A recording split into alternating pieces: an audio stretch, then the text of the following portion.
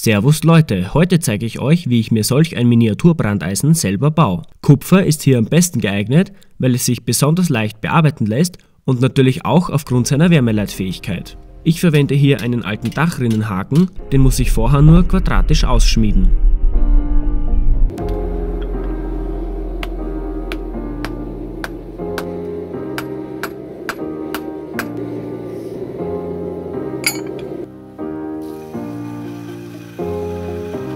Pauspapier funktioniert am einfachsten und am besten, um das Logo auf das Kupfer zu übertragen.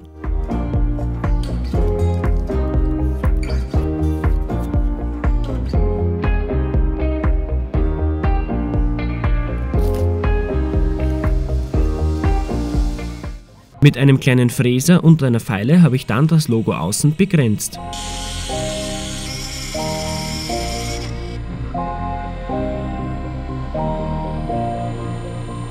Die eigentliche Schnitz- und Gravierarbeit mache ich aber mit so einem Meißel, den habe ich mir selber aus C75 zugeschmiedet. Jeder andere härtbare Werkzeugstahl oder Feilenstahl würde hier aber genauso funktionieren.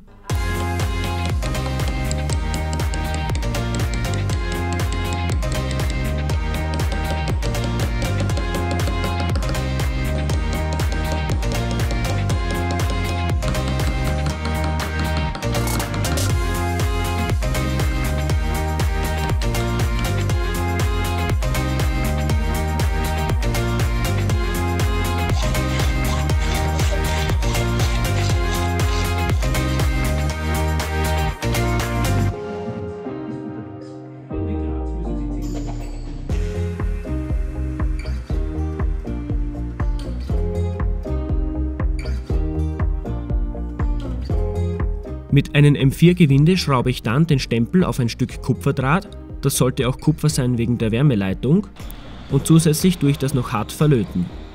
Weichlot funktioniert hier nicht, weil das würde ja später dann schmelzen.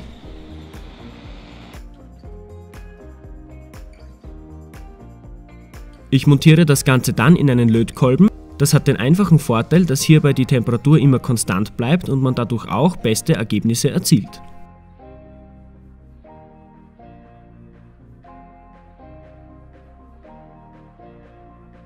Das Logo hat etwa 8 x 8 mm und dafür, dass es so klein ist, finde ich, ist das echt gut geworden. Dann zeige ich euch noch eine einfachere Methode für geradlinige Buchstaben. Dazu habe ich einfach mit der Feinsäge die Buchstaben eingeschnitten und dann so kleine Kupferbleche eingelötet. Die muss man dann am Schluss nur mal ein bisschen zufeilen und auf diese Weise habe ich ein X, ein I und ein V, also die römischen Zahlenziffern, gemacht.